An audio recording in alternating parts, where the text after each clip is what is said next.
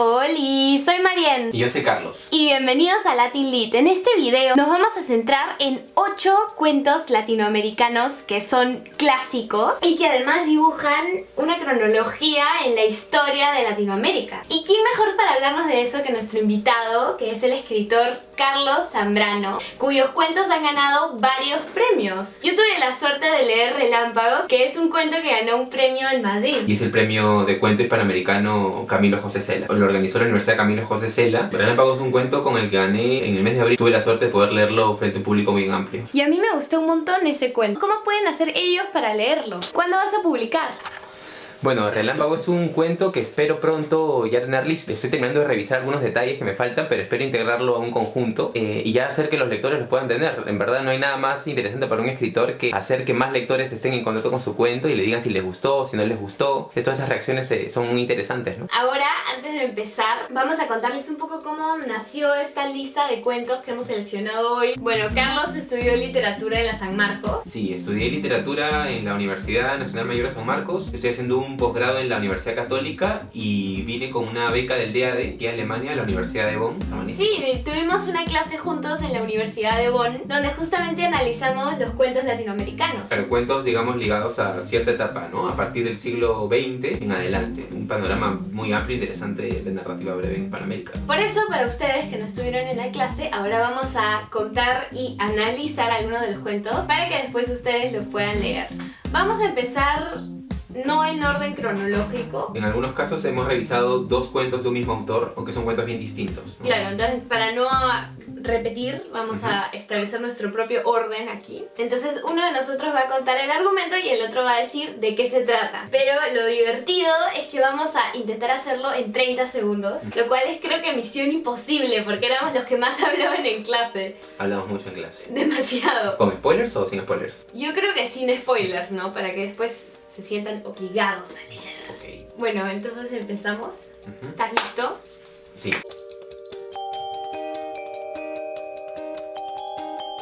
Bueno, y ahora estamos listos para empezar este juego. y vamos a empezar con El Matadero de Esteban Echeverría.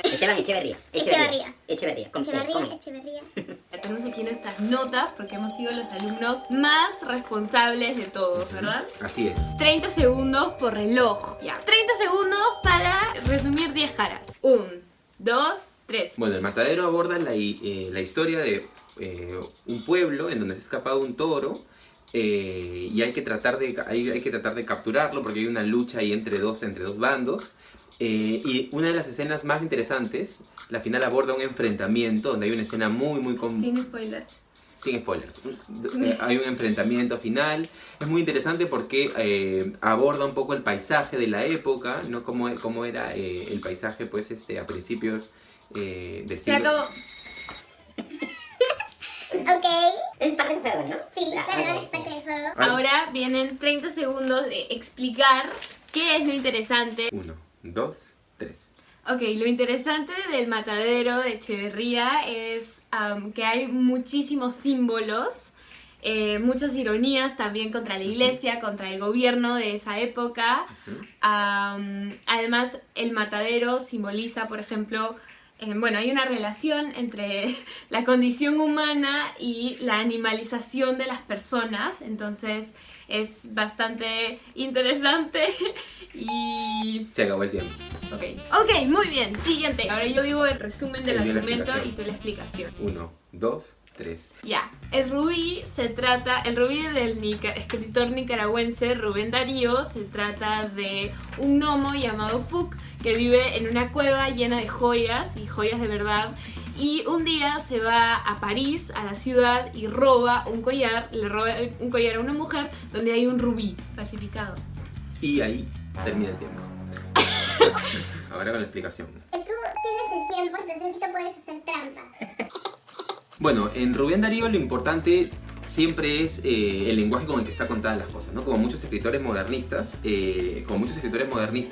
el lenguaje, las palabras, Rubén Darío siempre era muy amante de esta belleza que está en el español. Entonces hay historias muy bonitas, poemas muy interesantes, pero siempre en Darío son un pretexto para poder tener una música, además también están los temas, ¿no? La fantasía, la belleza del paisaje latinoamericano, pero siempre lo fundamental es la música de las palabras. Se acabó. No tenemos ninguna hojita de no dar un papel. Creo que no fuimos a clase.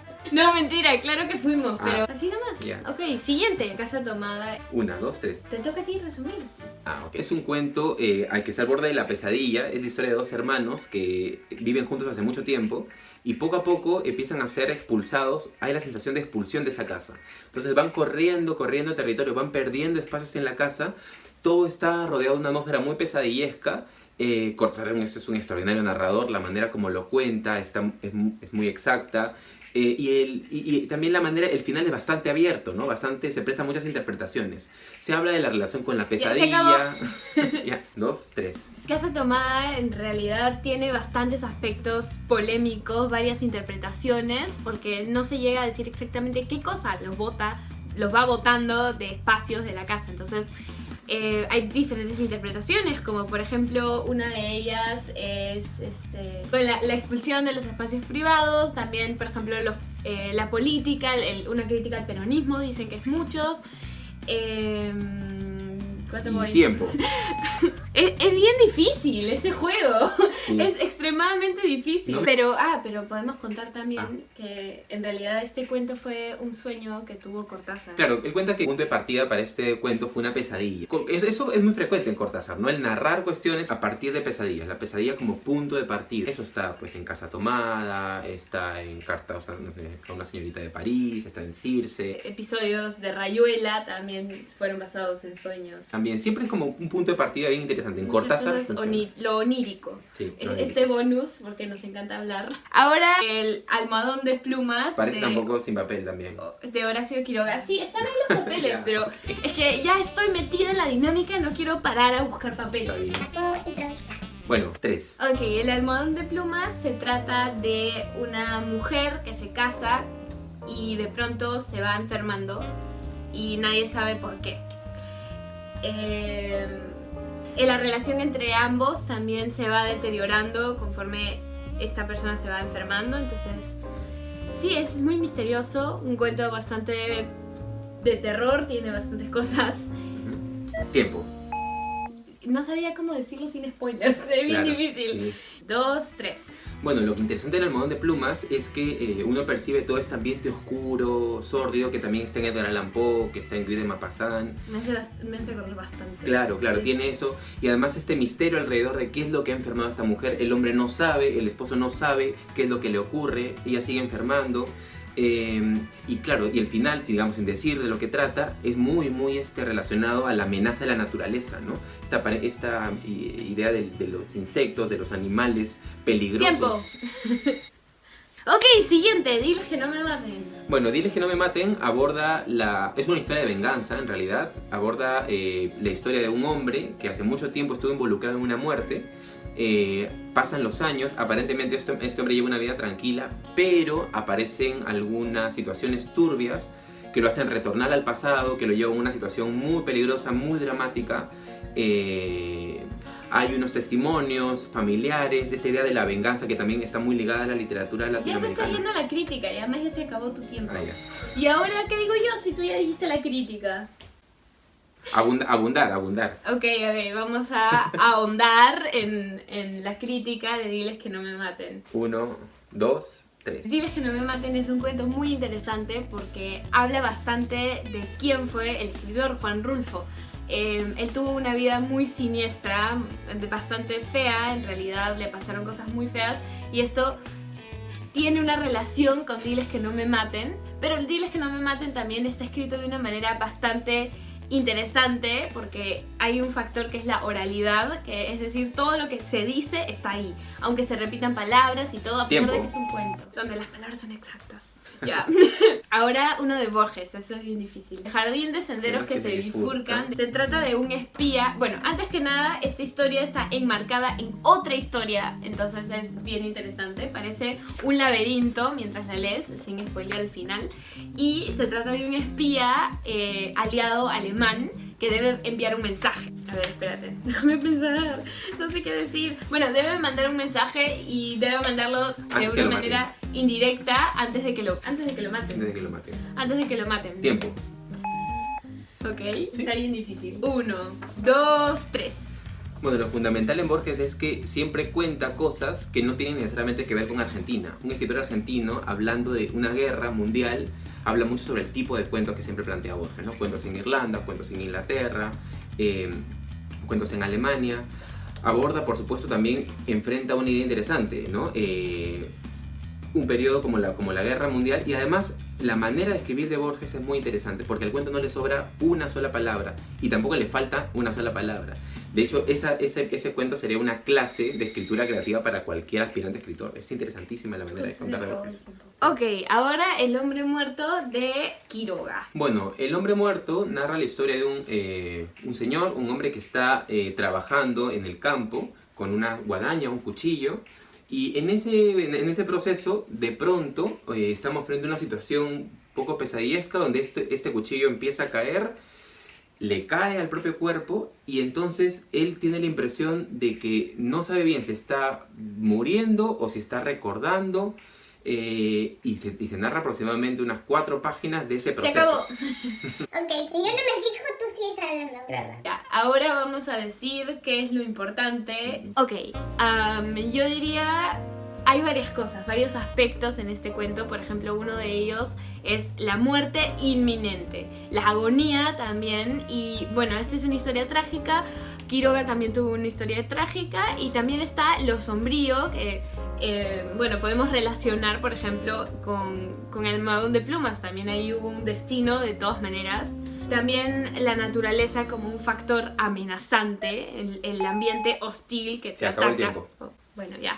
Solo falta un cuento. Ya hemos hecho todos. La noche boca arriba trata de 2 historias paralelas que están conectadas por el mismo sujeto. Llega un punto que no sabemos qué cosa es sueño y qué cosa es realidad.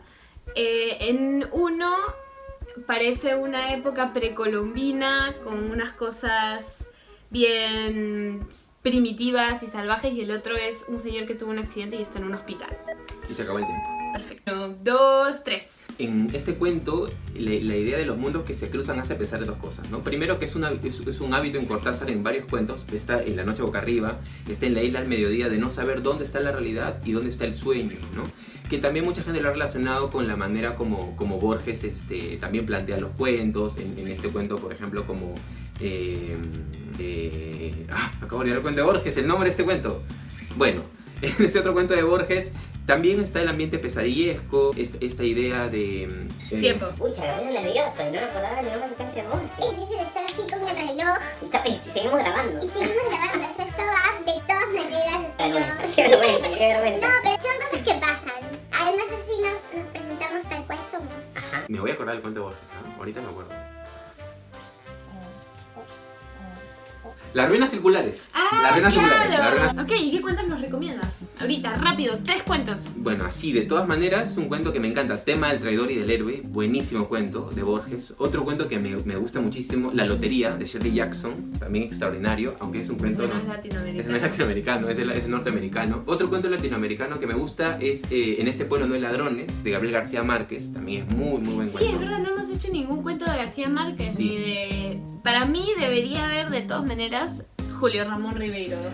Sí. Él tiene cuentos bien Hay un chéveres, cuento de bien Ribeiro, buenos. hay un cuento de Ribeiro que es muy poco conocido, pero es un cuento impresionante. Tía Clementina. No lo incluye, no sé por qué, pero es un cuento espectacular. Tía Clementina. Hay que tomar nota de ese cuento. Y bueno, esperamos que este video les haya gustado. Gracias y suscríbanse. Que tengan una linda semana. Que todo les vaya bien, les desea Mariel. Y Carlos también. ¡Tschüss!